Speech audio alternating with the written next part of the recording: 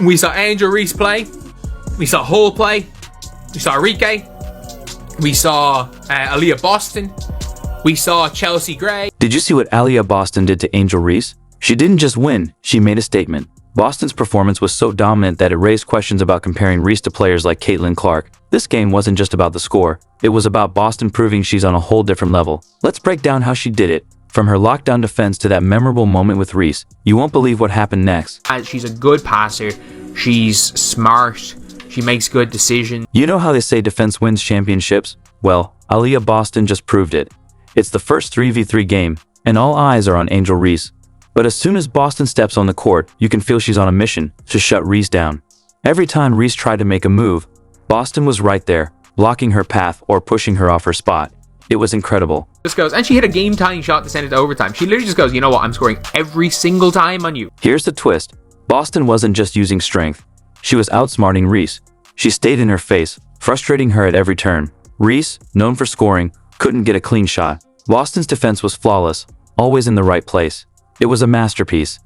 Aliyah be able to step out, play away from the basket, garden, do some guarding in space. And I made a tweet, she's going to get even more comfortable doing that. She's going to deepen her bag. We saw All-Star Weekend, bro.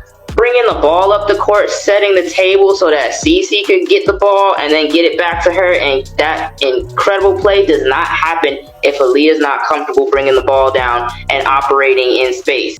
Boston dominated the rebounds, effortlessly grabbing them on both ends. Her timing and positioning were flawless. It wasn't luck or an off day for Reese. Boston's physicality and intensity were unmatched. It felt personal, as if she was proving a point with every play. Because she's comfortable from mid. She seemed a little bit hesitant to shoot the long mid. You might think Boston's defense was the highlight, but there's one moment that took this game to legendary status. Picture this. The game is intense, and Boston and Reese are face to face in the paint.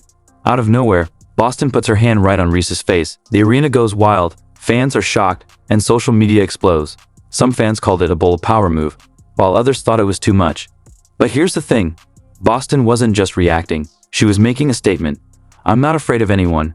She showed everyone she's ready to take center stage. Just being physical with her. Coach in Scout, Coach just talked about how she's relentless on the boards, and we knew that, and so just putting a body on her, making sure that even if we don't get it, as long as she doesn't get it, it's okay. Just because she just crashed the board so well and is just so focused on it. This moment wasn't just about the game, it sparked big debates. Boston's hand on Reese's face symbolized her fire and refusal to back down. She played with the same intensity as Caitlin Clark. Every move had that energy. Clark wasn't there, but Boston didn't need her. She played with that never back down attitude. The media always compares Reese to Clark, but Boston just shut that down. It wasn't just about winning, it was about setting the record straight. Aliyah Boston, her numbers from last year drastically dropped. I think she's averaging 13 and 8, but she's still in the National Player of the Year conversations. And Aliyah Boston seems like the perfect type of superstar for your college team. Like you were saying before, a player who has the capability to put up 30 and 10, but she can also have really impactful games, scoring 10 and 5, and she's cool with it as long as the W comes out of it. Boston's dominance wasn't just about playing basketball, it was a statement. She showed that greatness is about consistency and showing up when it matters. Even without Clark, Boston embodied her leadership, poise, and fire, proving Clark's legacy is alive. True greatness isn't about copying, it's about being the best version of yourself, and Boston did just that. Okay, first of all, watching all of these women with people that aren't on their regular WNBA season teams, just have a little bit of grit, a little bit of just, pushing, shoving, a gamesmanship, but also completely 100% vibing with their teams is the most magical thing. I am obsessed with that aspect of it alone. And I don't know who else caught it, but that little Jewel Lloyd, Skylar Diggins-Smith moment where you could tell that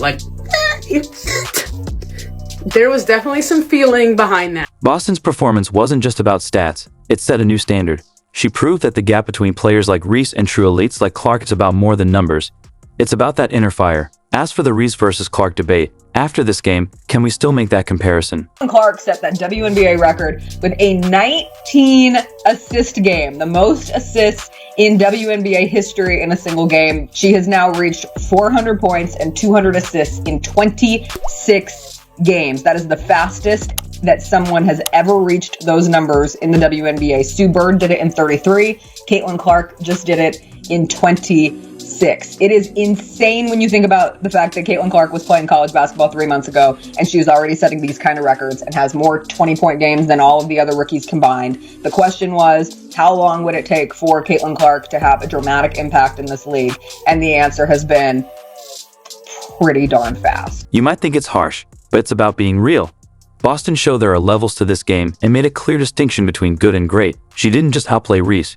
She controlled the game with unmatched composure and fire. Reese put up decent numbers, but also run off a few three-point shots as well. It'd be great to see how Rose decides to use it. Reese can stretch the floor. And we've talked viewership. Now let's talk about regular season viewership, not draft viewership. Regular season viewership, it grew by 20% in 2023.